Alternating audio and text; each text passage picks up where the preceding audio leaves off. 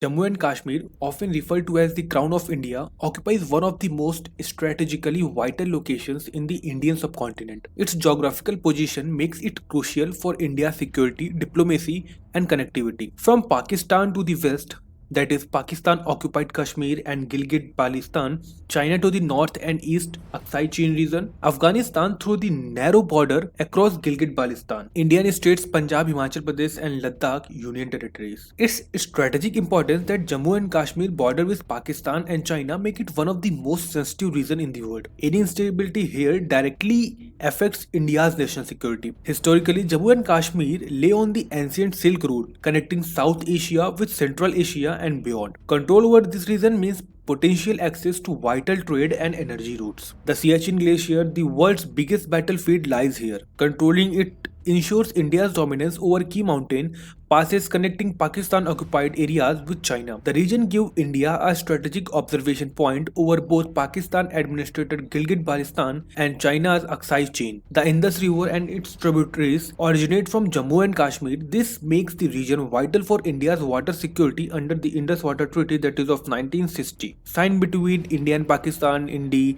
presence of World Bank. Projects like the Jojila Tunnel, Chenab Bridge and Srinagar-Leh Highway enhance mobility and strengthen defense logistics. Kargil Dras sector remains crucial for controlling key places along the line of control. Jammu and Kashmir act as buffer zone between India and hostile neighbors. Control over the region ensures India's territorial depth and strategic defense advantage. The strategic location of Jammu and Kashmir is not just about geography. It's about India's security, diplomacy and future connectivity. Maintaining peace and stability here is essential for India's territorial integrity and regional leadership in South Asia. If there is heaven on earth, it is here, it is here, it is here. These were the words of Mughal Emperor Jahangir describing Kashmir's divine beauty. But today, the same land often finds itself in the news not for its snow-capped peaks or Dal Lake, but for militancy and conflict. As Henry Kissinger once said, each success only buys an admission ticket to a more difficult problem. And indeed, the story of Jammu and Kashmir is one where beauty meets geopolitics and peace struggles against the decade of propaganda, politics, and proxy war. Let's talk about historical background. The roots of militancy in Jammu and Kashmir go back to 1947, the year of India's independence and partition, when Maharaja Hari Singh of the princely state hesitated to join either India or Pakistan. Pakistan launched an invasion using tribal militias. To defend his land, the Maharaja signed the instrument of accession, legally making Jammu and Kashmir a part of India. However, Pakistan refused to accept this reality and waged multiple wars 1947, 1965 and 1971, followed by the Kargil conflict in 1999. Unable to defeat India militarily, Pakistan shifted its strategy from direct war to proxy war, using terrorism as a political tool. By the late 1980s, discontent among sections of Kashmiri youth fueled by unemployment, geopolitical manipulation and misinformation erupted into militancy. The rigged election of 1987 acted as the final spark and Pakistan's ISI jumped in with training camps, weapons and ideological indoctrination. Groups like Hizbullah Mujahideen, Lashkar-e-Taiba and Jaish-e-Mohammed began operating with open support from across the border. Their objective was simple: to destabilize India by spreading fear, creating communal divides and portraying Kashmir as disputed territory internationally. The 1990s became the darkest decade for Kashmir. The exodus of Kashmir Pandits, bombing, assassination and a complete breakdown of normal life. Children grew up fearing gunfire instead of school bells, and families lived under constant fear. As American geopolitical strategist Zbigniew Brzezinski said, history is shaped by geography. Kashmir's strategic location bordering Pakistan, China, and Afghanistan made it a hotspot in South Asian geopolitics, and external actors have never stopped taking interest in it.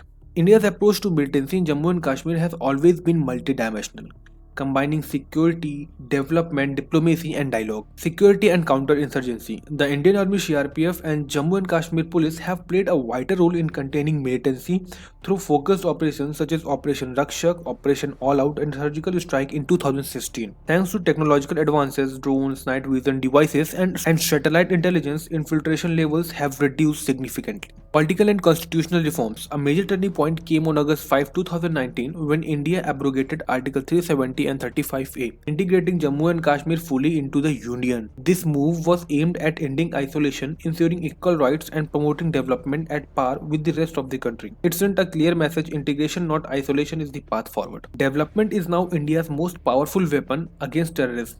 Massive investments are being made in infrastructure, education, and employment. New highways, AIMS, IITs, and skill development centers are transforming lives. Tourism, once crippled by violence, is booming again in 2023. Jammu and Kashmir saw a record breaking 2 crore tourists, the highest in decades. This development narrative is slowly replacing the decades old narrative of despair. India's approach, diplomatic front. At the global level, India has successfully exposed Pakistan's hand in cross border terrorism.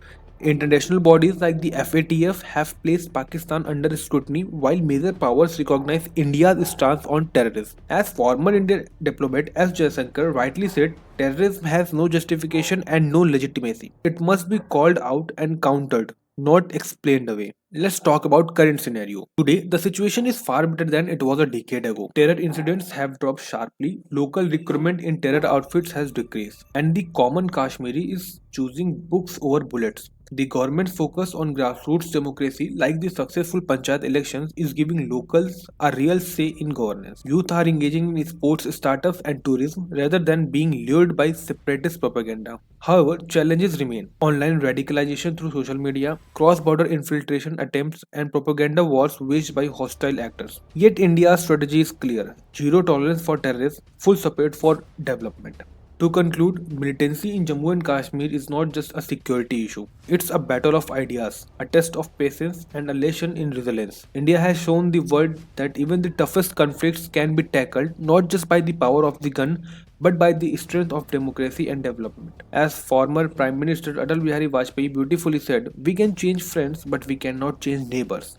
The only way forward is the path of peace. And as an aspiring officer, I believe the goal is not just to defeat militancy, but to win hearts, build trust, and restore faith in the power of peace. Because ultimately, a strong nation is not the one that conquers with force, but the one that unites with compassion. Thank you for watching. Please subscribe.